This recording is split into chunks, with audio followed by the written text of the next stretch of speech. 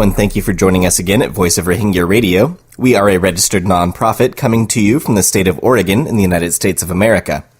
I would like to take some time to thank all of our listeners who allow this program to continue providing the latest news through our exclusive interviews, reports from inside the border, and reputable sources from around the world. If you would like to stay up to date with our program, you can find our weekly broadcasts every Sunday night at 6 p.m. Pacific online at youtube.com/VOR radio, or you can join our page on Facebook to find more information on our activities and past programs. It is November 23rd, 2014. For Voice of Rohingya Radio, I'm your host, Zach Taylor.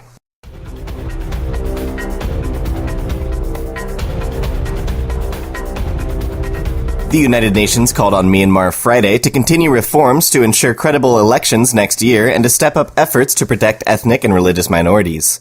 A resolution passed the UN General Assembly Committee dealing with human rights welcomed positive steps in political and economic reform in Myanmar, but reiterated serious concerns about violence and other discrimination against the Rohingya Muslim minority.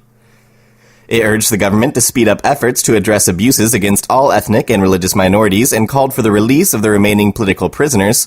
The resolution also urged authorities to continue constitutional reform to ensure that the elections to be held in 2015 are credible, inclusive, and transparent, allowing all candidates to fairly contest the elections. The resolution came days after the Speaker of Myanmar's parliament said the constitution could not be changed until after next year's general election, casting doubt on the chances of Nobel Peace Laureate Aung San Suu Kyi becoming president and the military's political power being weakened. The current constitution guarantees a 25% parliamentary quota for the military that ruled Myanmar with an iron fist for 49 years, while Suu Kyi would be barred from office because her late husband was a foreigner. Critics say Myanmar's reforms have stalled and the military is reasserting itself after several years of astonishing change following a shift from military rule to a semi-civilian system. Prejudice against Rohingya is widespread and many have no right to citizenship. A Myanmar government representative voiced opposition to the use of the term Rohingya in the resolution and warned that this would stoke tensions in Rakhine State. Use of that word by the United Nations will draw strong resentment from the people of Myanmar, making the government's efforts more difficult in addressing the issue, said the delegate. The representative emphasized that the government was seeking to address the issue on Thursday. Myanmar President Thein Sein denied Rohingya were fleeing torture in Rakhine, telling Voice of America, Burmese service, such media reports were fabrications and international concern overblown. Myanmar's ambassador on Friday said that the language in the resolution referring to, quote, attacks against Muslims and other religious minorities are misleading and can only contribute to inciting hatred. Earlier this month, U.S. President Barack Obama, on a visit to Myanmar, called on the government to grant the Rohingya equal rights. In other news, U.S. Senator Robert Menendez was joined by Senator Mark Kirk in Washington, D.C. Thursday in introducing a resolution condemning all forms of persecution and discrimination against the Muslim Rohingya and calling on the regional governments to protect the rights of the Rohingya refugees. The bipartisan resolution addresses the plight of the Rohingya in Burma as they confront a dire humanitarian situation, targeted ethnic violence, and government policies that render them stateless and vulnerable to exploitation and human trafficking.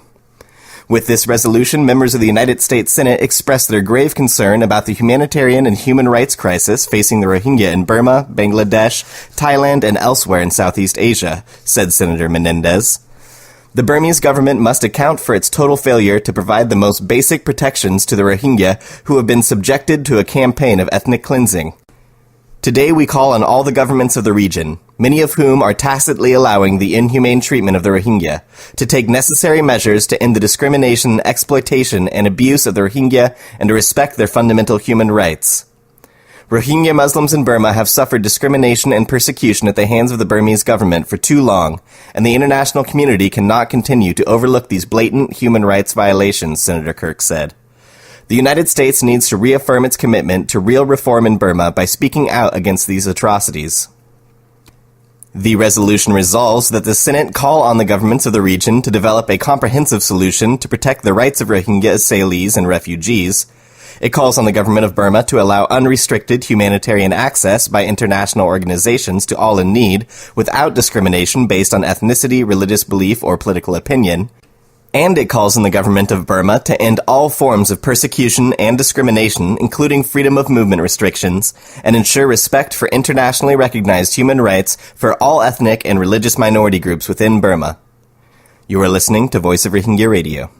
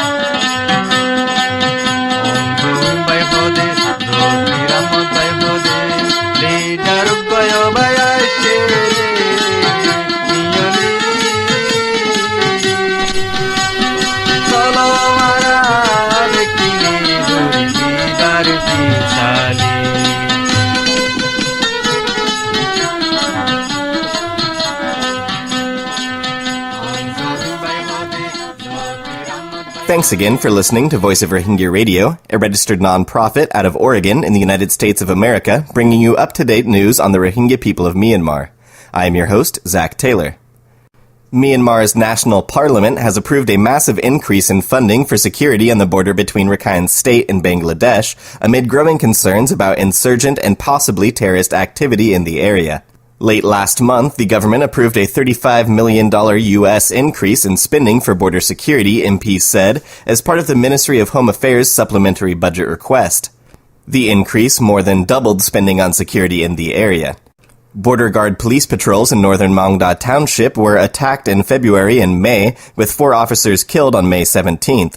Shortly afterward, fighting broke out between Myanmar and Bangladesh border forces, and 1 Bangladeshi soldier was killed. The Myanmar government has blamed the attacks on the Rohingya Solidarity Organization, an insurgent group formed in the early 1980s. However, a recent international crisis group report titled Myanmar, the Politics of Rakhine State said the RSO was considered defunct by most regional security experts, and there is no evidence to support Myanmar's claims that the RSO is responsible for the attacks on its security forces in northern Rakhine State. Rohingya politicians and advocates say the real migration issue in Rakhine State is Muslims fleeing from the strife-torn state.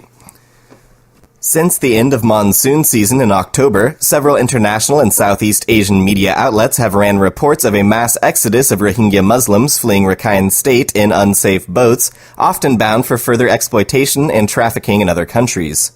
The smuggling of Rohingya Muslims fleeing persecution in Myanmar is so lucrative that Thai fishermen are converting their boats to carry humans, police and officials in southern Thailand are saying. Some boat operators in Rainong province, which has a large fishing industry, were adapting to profit from the exodus, said the chief of police in the Kapoi district. The fishing business isn't so good, so the fishermen make their boats people-carrying boats, the chief said.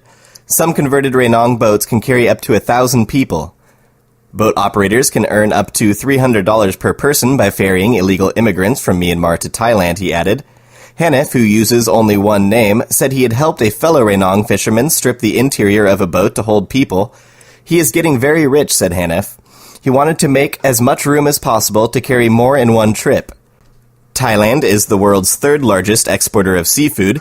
It is also one of the worst centers for human trafficking, according to the U.S. State Department, which in June downgraded Thailand to its lowest ranking for not making significant efforts to tackle the crime.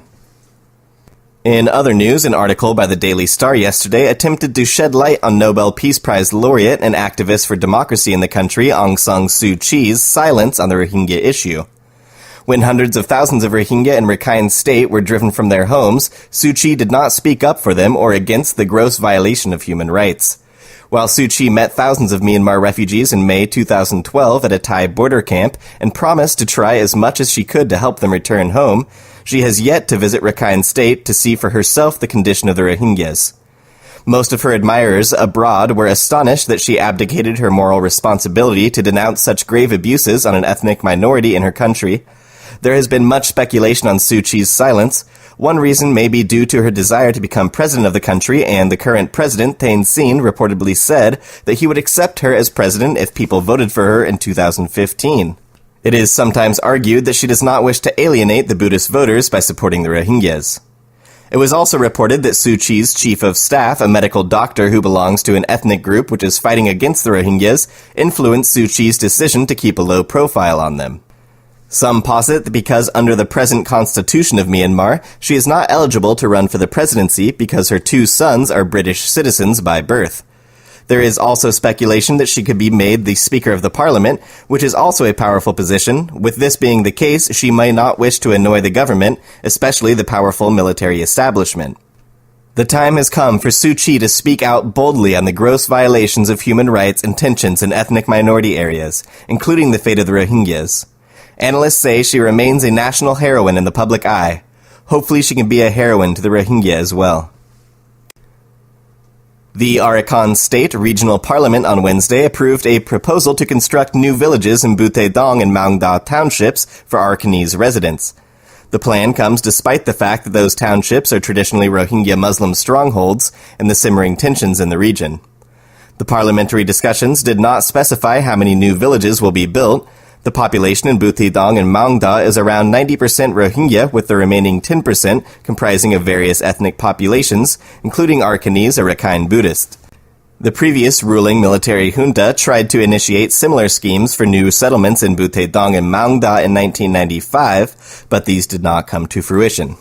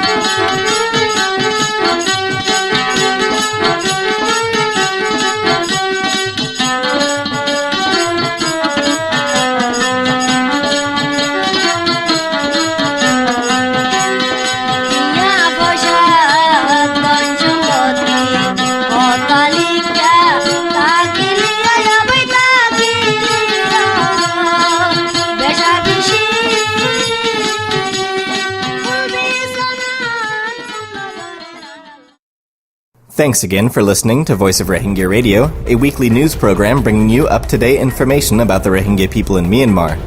You can catch our broadcasts every Sunday at 6 p.m. Pacific Time here in the United States at youtube.com/VOR Radio, or you can join our page on Facebook to find more information on the program. For Voice of Rohingya Radio, this is Zach Taylor, signing out.